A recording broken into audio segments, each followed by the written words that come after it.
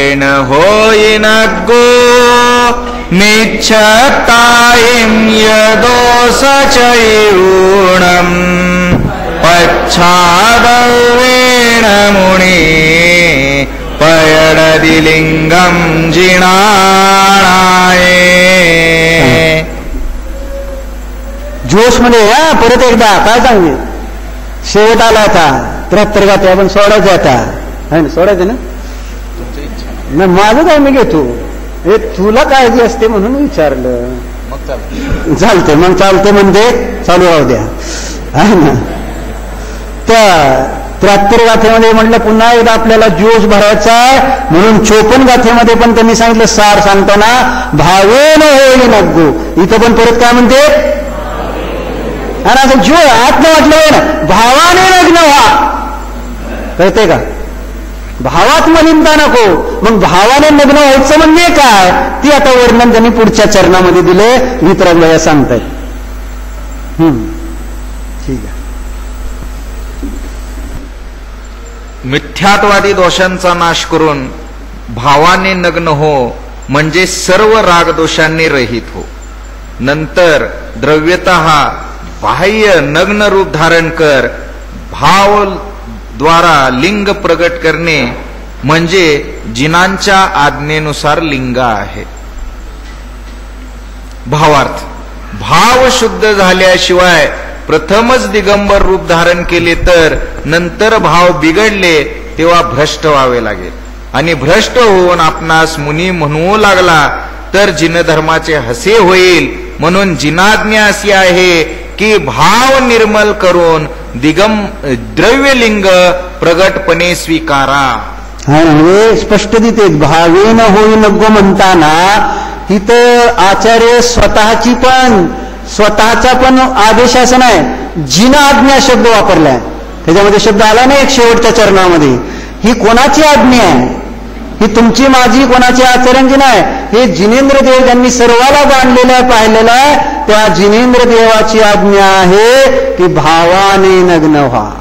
आणि त्याचा अर्थ आहे मिथ्यात्वादी दोष त्यागा आणि मान सोडा. कारण भावामध्ये सगळ्यात बाधक कारण कोण असेल तर मान कशा. कारण सम्यक दर्शनाच्या 25 दोषामध्ये 8 मान कशा येत आहेत, 8 प्रकारचा मद येतो. ज्ञानम पूजा कुलम जाती आहे ना, हे त्याच्यामध्ये त्या ठिकाणी बाधक कारण आहे. तेव्हा ते सोडून मग द्रव्याने त्या ठिकाणी तुम्ही संयम धारण करावा. पण याचं सुंदर म्हणजे याच्यात अनेकांत आहे. मग कोणाला कधी कधी पहिल्यांदा भाव नाही, पण पूर्वी देवशास्त्र गुरुची सेवा केलेली असल्या कारणाने, परंतु काहीतरी दुसरी ज्ञानाची विराधना केली असल्या कारणाने वर्तमानामध्ये चारित्र्यमोहाचा तर त्यांचा मोह मंद होतो आणि बाहेरनं दीक्षा वगैरे तर धारण केली जाते. मग अशा प्रकारे द्रव्यलिंग धारण केलं तर भावलिंग धारण कर. परत तू द्रव्यलिंग धारण करण्याचा उद्देश भावलिंग आहे, नुसतं केवळ वेळ धारण करणं नाही, हाही याच्यातला अर्थ आहे. म्हणजे हा उपदेश केवळ म्हणजे नवीन लोकांना ज्यांना दीक्षा घ्यायची त्यांनी अगोदर भावलिंग करावं असं नाही. ज्यांनी दीक्षा घेतली त्यांना पण हाच उपदेश आहे, दीक्षा घेतली भावलिंग धारण कर. म्हणजे असं सुमेळ आहे, भावलिंग पूर्वक द्रव्यलिंग, द्रव्यलिंग असलं तर भावलिंग, असा दोन्हीचा त्या ठिकाणी मेळ घालून तू तुझ्या जीवनामध्ये आत्म्याचं हित करून घे. हे वीर प्रभूचे हम पर अनुपम उपकार तुम्हारा तुमने दिखलाया हमको शुद्धात्म तत्व हमारा हम भूले निज वैभव को पर वैभव अपना माना अब मोहाक्षय मेरा अब मोहाक्षय मेरा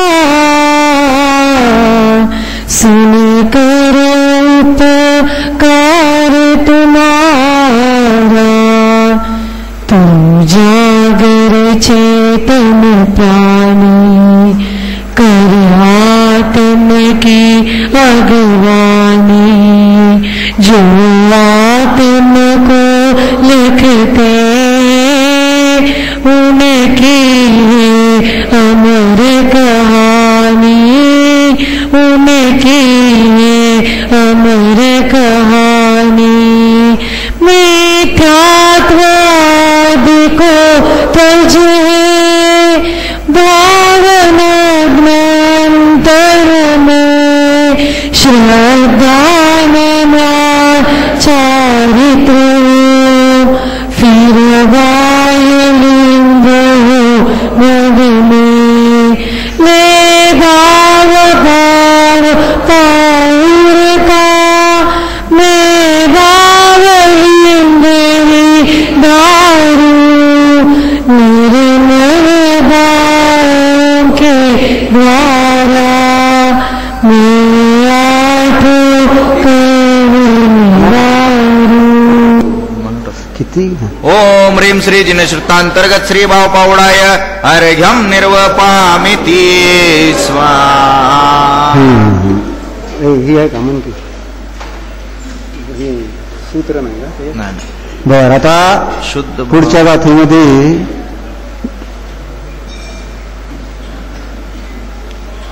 अजून एक दोन तीन तर घेऊ का? आता विधान तर आहे म्हटल्यानंतर एक गाथ्यावर कसं पोट भरते का? एक गाथ्यावर एकच रोटली दिली तुम्हाला तर एकच पुरी आहे पुरी. आता वेळ झाला आणि एकच पुरी जर तुम्हाला जेवणात दिली तर चालतंय काय? नाही म्हणतात सगळे.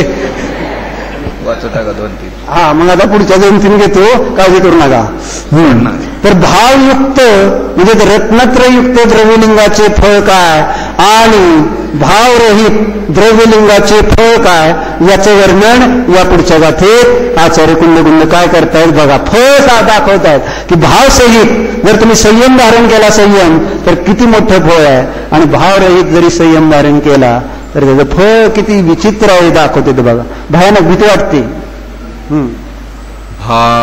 भावो विदिव शिव सुख भायणो भाव वज्जिहो सवणो कम्म मलमलिन चित्तो तिर्यालय भावणो पाओ.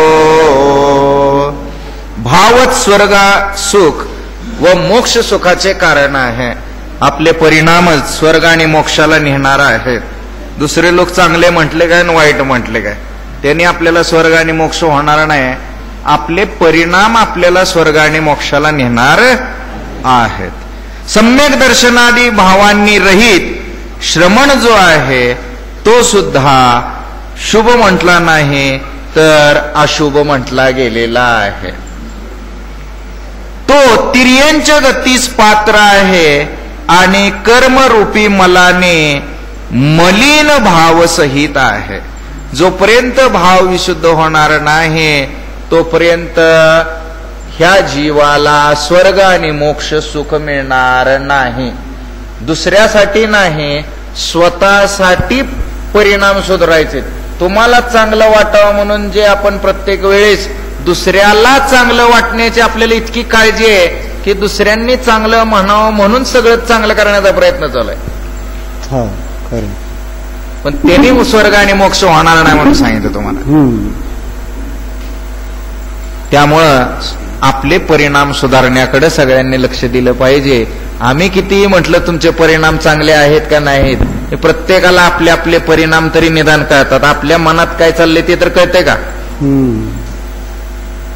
कळते का?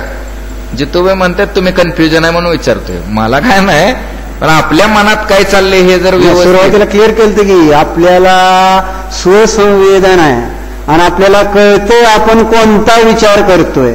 त्यामुळं आपण ठरवायचं की मी आता कोणता विचार करायचा आणि करायचा नाही. कारण मी भावमय ती स्वसंवेदी हा एक इतका इम्पॉर्टंट इश्यू आहे. त्याच्याशिवाय जीवन आजीवामध्ये अंतरच होत नाही. एक स्वसंवेदन म्हणजे मी जीव आहे कारण मला कळतंय, मी ऐकतोय का मी वाचतोय का माझ्या डोक्यात हे चाललंय हे मला कळतंय. दुसऱ्याला विचारायची गरज नाही माझ्या डोक्यात काय आहे आत्ता, माझ्या विचार, कारण ते स्वसंवेदी आहे हो.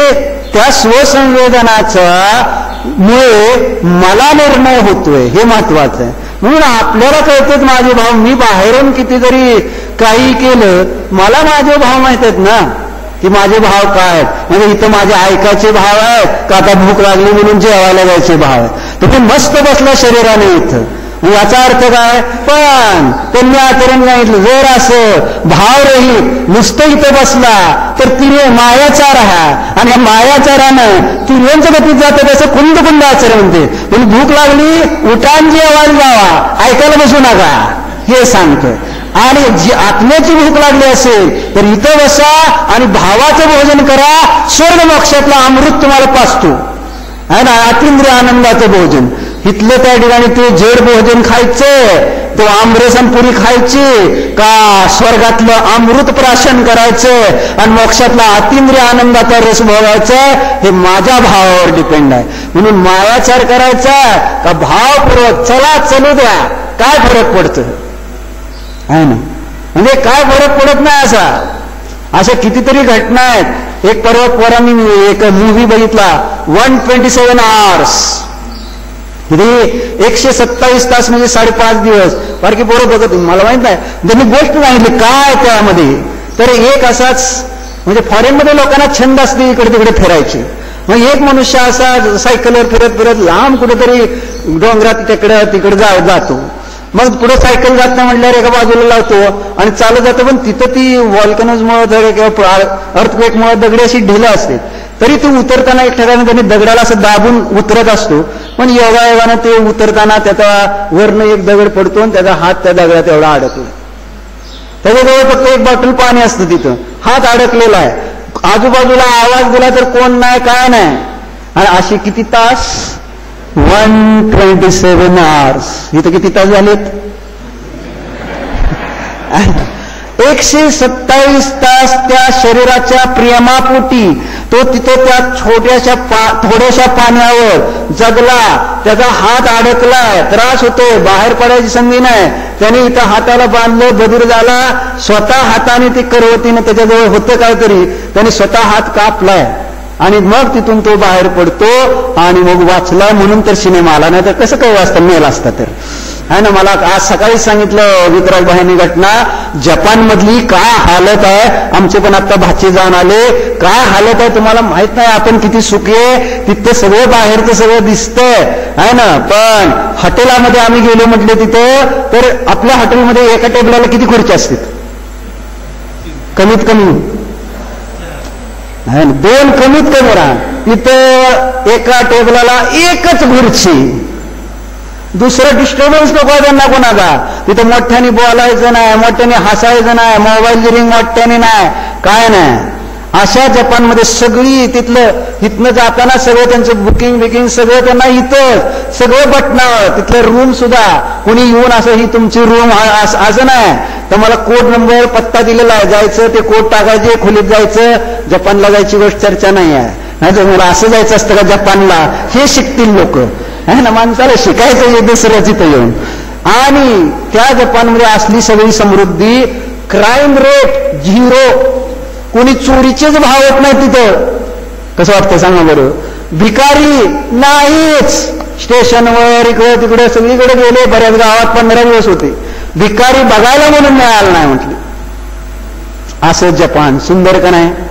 मग असं सुंदर आम्हाला बाहेर न वाटते. घटना यांनी सांगितली, एका घरामध्ये एक वृद्ध स्त्री आणि किती दिवस, 3 महिने ना, 3 वर्ष मरून पडली होती. किती, आणि 3 वर्षापर्यंत कळलंच नाही कुणालाच. का, तर त्याचं कारण त्यांनी सांगितलं, तिच्या बँकेत पैसे होते आणि त्या बँकेचे पैशाची सिस्टीम अशी असते तिकडं, तुमचं लाईट बिल, पाणी बिल, घरपट्टी, काय टॅक्सेस, ते ऑटोमॅटिक कट होऊन जात असतात. मग तिचे पैसे जेवढे होते ते कट होत होत 3 वर्ष गेले. तेव्हा कळणार कसं की कुठं जीवन द्या का मी. 3 वर्षानंतर जेव्हा पैसे कट मग संपले, मग म्हटले काय झालं, आणि मग दार उघडलं तर हाडं राहिलीच. असं आहे जपान. कशासाठी सांगितलं?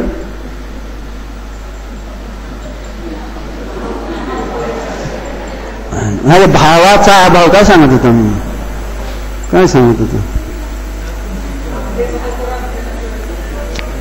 काय विषय? का भाई काय म्हणजे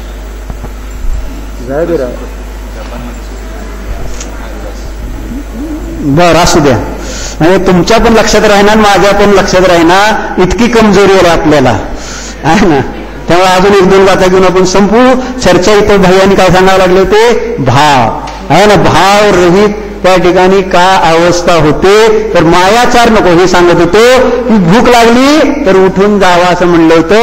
आणि कसा ह्याच्यावर विषय निघाला होता की 127 तास खाण्यापिण्याशिवाय तो त्या ठिकाणी जगलाय शरीराच्या प्रेमापोटी. आणि आपल्याला मी म्हटलं तर 2 तास सुद्धा, 3 तास जाय तर 5 तास आहे ना. हिशोब क्लिअर आहे बरं का मामाकडं, आहे ना. 5 तास झालेले आहेत. आता तुम्ही उगाच कमी करू नका. 5 तास म्हणजे 127 मधनं -5 कर, तेवढे राहिलेत असं समज, आहे ना. म्हणजे मरत नाही असं सांगायचं. 5.25 दिवस तुम्ही आलो नाही. तसं आपल्याला अजून एक अर्धा-पाऊण तास झाला तर मरायची भीती बाळगू नका. गॅरंटी देतो कोण मरणार नाही. आणि मेलं तर स्वर्गात जाणार इथं मिळाला तर. खाता मिळाला तर कुठे जाताल बघा, त्या अन्नातला किडा होताल. पण इथं मेला तर डायरेक्ट महाराजांजवळच. तुझे बेटा कहूँ की वीरा, तू तो है जाननहारा. तुझे बेटा कहूँ की वीरा, तू तो है जाननहारा. मेरा वीर बनेगा बेटा, महावीर बनेगा बेटा. चांगलं भजन म्हणते जरा असं, म्हणजे तुमचा उपयोग हटण्यासाठी त्या भजनामध्ये तर असं लीन व्हा ना. मेरा वीर, तुम्हाला मुलं आहेत ना, ज्यांना मुलं आहेत त्यांनी तर असं मेरा वीर व्हा असं स्वप्न तर बघा की माझा मुलगा महावीर झालाय, माझा मुलगा वीर सागर झालाय. आणि स्वप्न किती आनंद. आज ज्या महाराजांचं महावीरांचं कौतुक चाललंय असं माझ्या मुलाचं पण कौतुक होणार. मग असं त्या भजनाचा रस घ्या, भक्तीचा आनंद घ्या. ते अद्भुत आनंद आहे. भक्तीनं सगळं म्हणजे भक्तिमुक्तीचं द्वार आहे. तुझे बेटा कहूँ की वीरा, तू तो है जाननहारा. तुझे बेटा कहूँ की वीरा, तू तो है जाननहारा. मेरा वीर बनेगा बेटा, महावीर बनेगा बेटा. मेरा वीर बनेगा बेटा, महावीर बनेगा बेटा. हे स्वर्ग मोक्ष का कारण, यह भाव पर सुखदाई. जो भाव रहित पशु है, कर्मों से युत दुखदाई. ले भाव पाहुड़ का, मैं भाव लिंग ही धारू. निर्मल भावों के द्वारा, मैं आठ कर्म निवारू. ओम ह्रीं श्री जिनश्रुतांतर्गत श्री भाव पावडाया अर्घ्यम निर्वपामिती स्वाहा. तुमच्या ऐवजी मीच म्हणतो सगळ्यांचं स्वाहा. हा म्हणजे तुम्हाला तर अडचण आहे.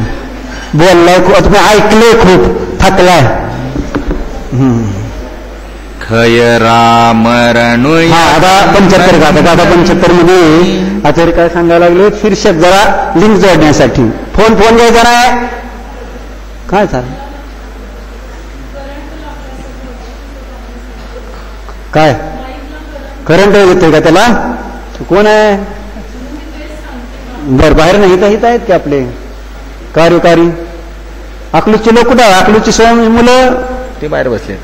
अरे माईकला करंट लागतो बघा तिथं, त्या म्हणतात त्या. अर्थिंग नाही का?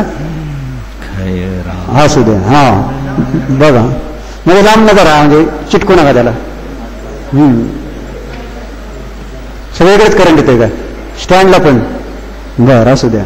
तर आता गाथा नंबर 75 गाथेमध्ये आचार्य काय सांगते की असं कोणतं काम आहे की जे केलं असताना सर्व दुःख संपत, त्याचं वर्णन या गाथेत करते. खयरा मरमणुया करन जलिमाला हिंच संतुया विउला चक्क हर रायलछे लब्बहि बोही सभावेण. सुभावाने रत्नत्रयादी शुद्ध भावाने निष्कषाय रूप विशुद्ध भावाने. गुरुभाव काय सांगितलं सांग बरं. वास्तविक अर्थ वाचायला लागलेत, आपल्या भाषेत वाचायला लागलेत, आणि जे जे भाव आपल्या दुःखाला नष्ट करणार आहेत, तुम्हाला इथनं सुटका मिळणार आहे चांगले भाव केले तरच. वाईट भाव म्हटलं तर सोडणार ना तुम्हाला मी इथनं, असं सांगतो. म्हणजे पाप जोपर्यंत तुमचं आहे तोपर्यंत ते बसावं लागेल. आणि म्हणजे दुःख अकाम्य जरा इच्छा नसताना बसावं लागेल. पण तुमची इच्छा झाली मला जायचंय, मग त्यासाठी पुण्य लागेल, आणि पुण्य पाहिजे तर भाव चांगले पाहिजे. चांगले भाव करा, नाही तुम्हाला इथनं सुट्टी मिळाली तर बघा. इथलंच नाही, संसारातनं सुट्टी मिळते, मोक्ष मिळतं, शरीरातनं सुट्टी, सगळ्या दुःखातनं सुट्टी मिळते. मग इथनं तुम्हाला सुट्टी मिळाली का नव्हेल. त्यावेळी लक्ष द्या, भाव उज्ज्वल करा. म्हणजे ना पुढे पुढे जाऊन जशी विशुद्धी वाढली पाहिजे. जसं म्हातारं होत जातं तसं तसं आर्क होत जातं, जसं जसं दुकानदारी चांगली चालायला लागते तसं तसं आहे ना अजून त्याच्यामध्ये आपण गृद्धता वाढत जाते. जशी ती गृद्धता वाढली पाहिजे. एकदा टेस्ट घेतली नाही तुम्ही, अजून चटक लागली पाहिजे याची. हा म्हणजे अजून अजून अजून अशी याची चटक लागली ना, मग बाकीचं सगळं गौण होते. त्याचं नाव आहे मुनी अवस्था, त्याचं नाव आहे संयम. सुभावाने म्हणजे रत्नत्रयादी शुद्ध भावाने, निष्कषाय रूप विशुद्ध भावाने चक्रवर्ती वगैरे राजांची विपुल लक्ष्मी प्राप्त करतो. ती लक्ष्मी खचर म्हणजे विद्याधर, अमर म्हणजे देव, आणि मनुष्य यांच्या अंजली मालेच्या पंक्तीने नमस्कार करून स्तुती करण्यास योग्य आहे. त्याने केवळ लक्ष्मीच मिळत नाही तर बोधिरूपी रत्नत्रय स्वरूप मोक्ष मार्ग प्राप्त होतो. मोक्ष मार्ग हा विशुद्ध परिणामाशिवाय प्राप्त होणार नाही. म्हणून आपल्या परिणामांना सुधारण्यासाठी प्रयत्न केला पाहिजे, आणि त्याच्यासाठी आचार्यांनी स्वाध्याय हा एक उपाय सांगितलेला आहे. तत्वज्ञानाशिवाय परिणाम सुधारणार नाहीत, आणि तत्वज्ञान करायचं असेल तर सगळ्यांनी रोज स्वाध्याय केला पाहिजे. वह भले भाव से चक्री होता लक्ष्मी को पाता, संस्तुति योग्य वह होता, रत्नत्रय निधि लाता. ले भाव पाव पाउड का, मैं भाव लिंग गारू, निर्मल भाव के द्वारा मैं आठो कर निवारू. ओम ह्रीं श्री जिनश्रुतांतर्गत भाव पावडाय अर्घ्यम निर्वृताम स्वाहा. आता राहिलेल्या सगळ्या गाथांना मिळून एक अर्घ्य देऊया.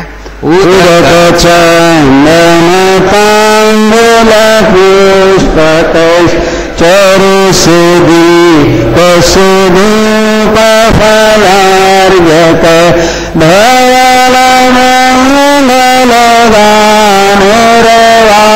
फुले जीन ग्रहे जीननाथ. ओम ह्रीं श्री जिनश्रुतांतर्गत श्री भाव पावडाय पूर्णार्घ्यम निर्वपामिति स्वाहा. महार्घ्य मार्ग म्हणून काही म्हणा, ह्यातला म्हणा.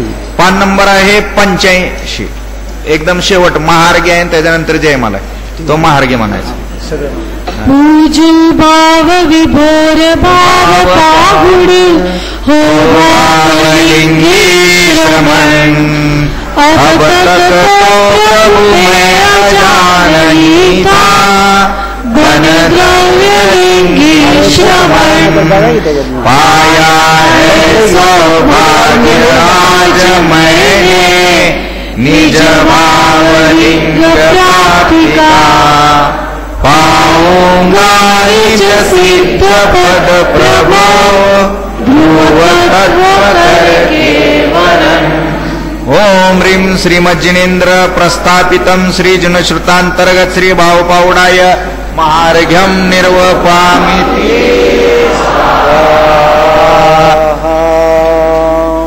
जय माला।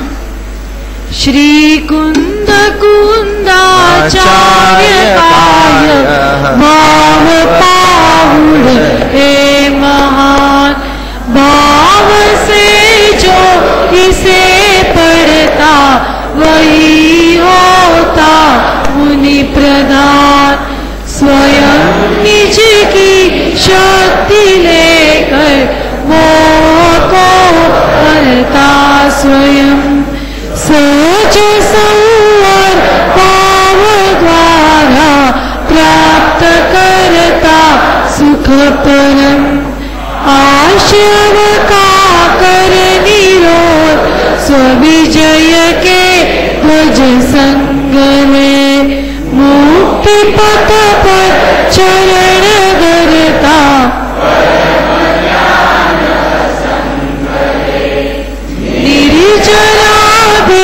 नृत्य करती चरण रज गोपी प्रथम आरती करती हृदय से गीत गाती है स्वयं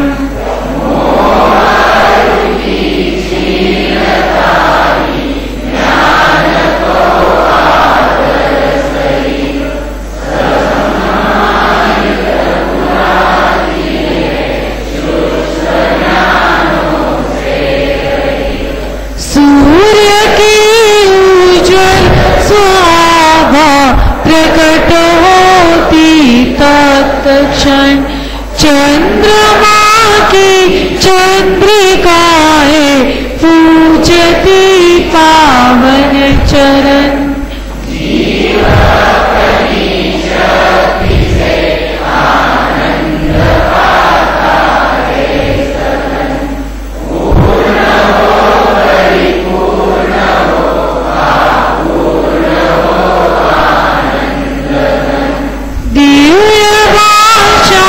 जिनेश्वर की जल रही सर्वांग से समाधान सहज मिले गणधरों की मांग से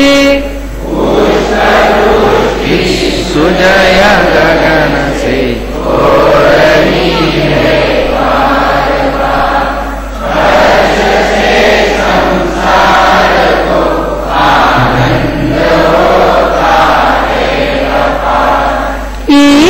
शतनत है चरण में हो रहा जो परम सुख अब न कोई कहीं पर भी किंचित कोई दुख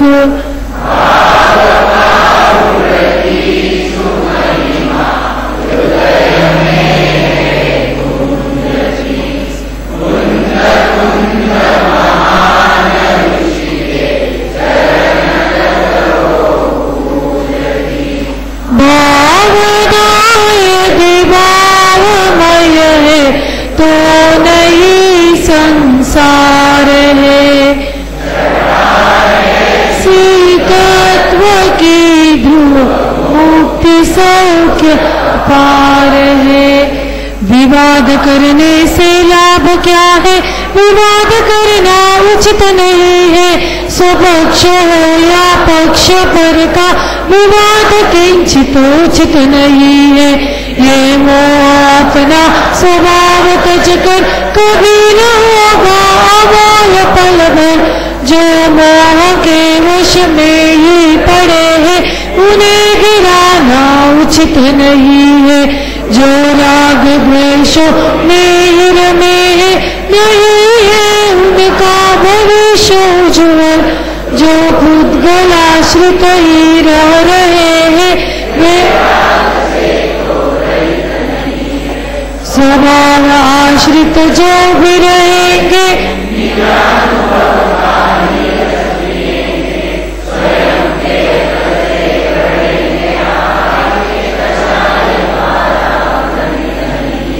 जेते दिन तेरी आयु के बचे हैं शेष मीत उनको तो आत्मचर्चा में तू लगाए दे। आत्मचर्चा के मोटे तत्व का विचार कर। मोह भ्रांति पूरी पूरी आज तू भगाए दे। बेसुध पड़ा है भवकूप में अनादि से ही। एक बार यत्न कर निज को जगाए दे। मत हो वीर वीर पुरुषार्थ कर दे। सारे भव पीर को मिटाय दे। ओम ह्रीं श्रीमज्जिनेन्द्र प्रस्थापितम परम श्रुतांतर्गत श्री भाव पावड़े पे जय माला पूर्णार्घ्यम निर्वपामिति।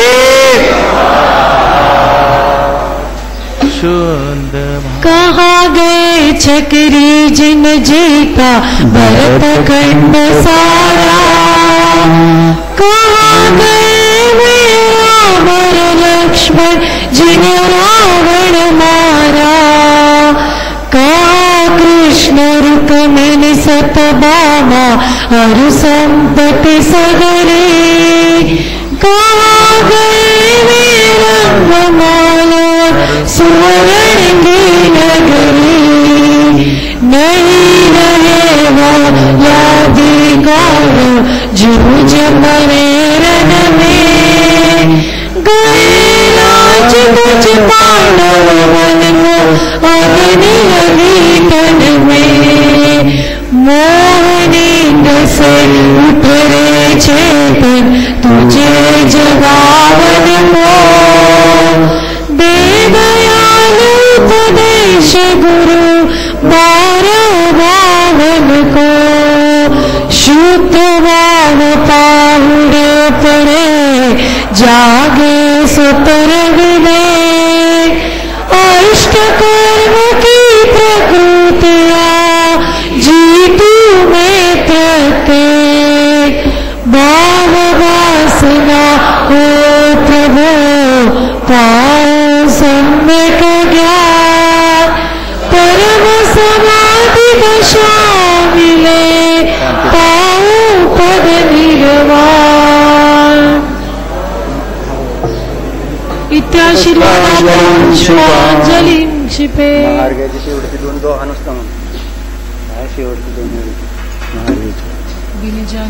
महार्गे ह्यातला म्हणला की जलगंधाक्षर पुष्प चरूनी पदूप फललाय। सर्व पूज पद पूजवो बहुविधि भक्ति बड़ाओ। ह्रीं श्री सर्वपूज पदेभ्यो मम सिद्धपद प्राप्त महार्घ्यं निरोधामिति। शास्त्रोक्त विधि पूजा महोत्सव सुरपति चक्री करे। हम सारी के लघु पुरुष कैसे यथा विधि पूजा करे। धन प्रिया ज्ञान रहित न जान रीत पूजन नाथ जी। हम भक्ति वश तुम चरण आगे जोड़ लीने हाथ जी। दुख हरण मंगल करण आशा भरण जिन पूजा सही। यह चित्त में शैतान मेरे शक्ति स्वयं वही। तुम सारी के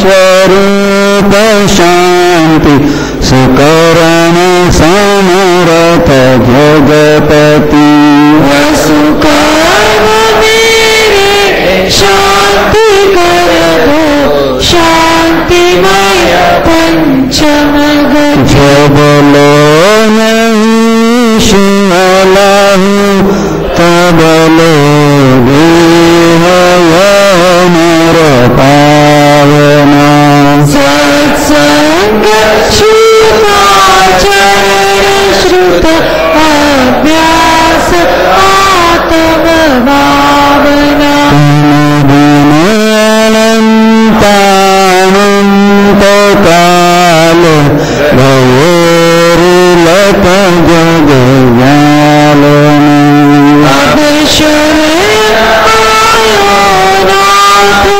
युग कर चोर नावत प्रमाण को मानत गगनपति धन तुम गुण वर्णन करता कवि पावे रैया तत्सर्व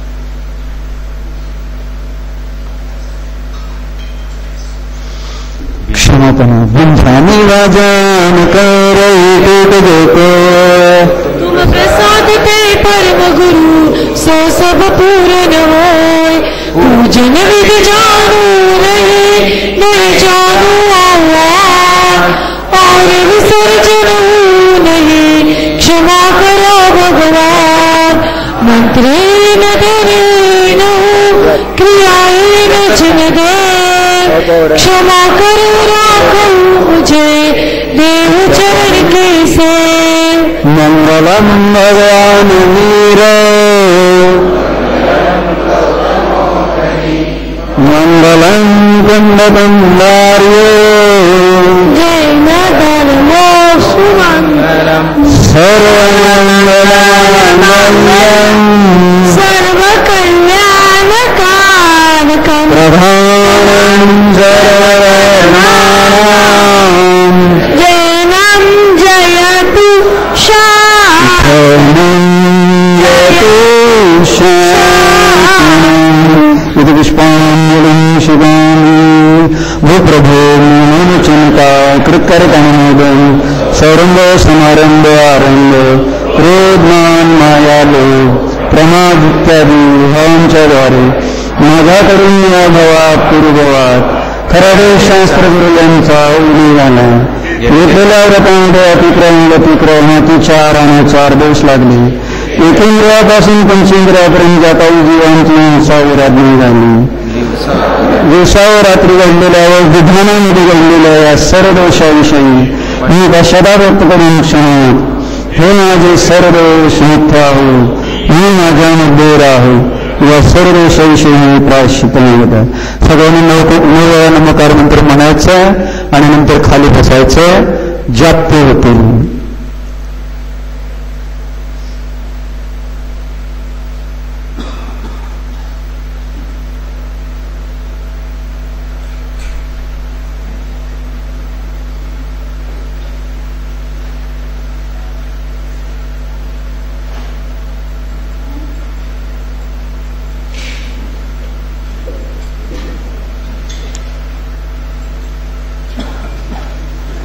दर्शनाय नमः सन्ज्ञानाय नमः सम्यक्चारित्राय नमः ओम ह्रीं श्री भावपाहुडाय नमः ओम ह्रीं श्री भावपाहुडाय नमः ओम ह्रीं श्री भावपाहुडाय नमः ओम ह्रीं श्री भावपाहुडाय नमः ओम ह्रीं श्री भावपाहुडाय नमः ओम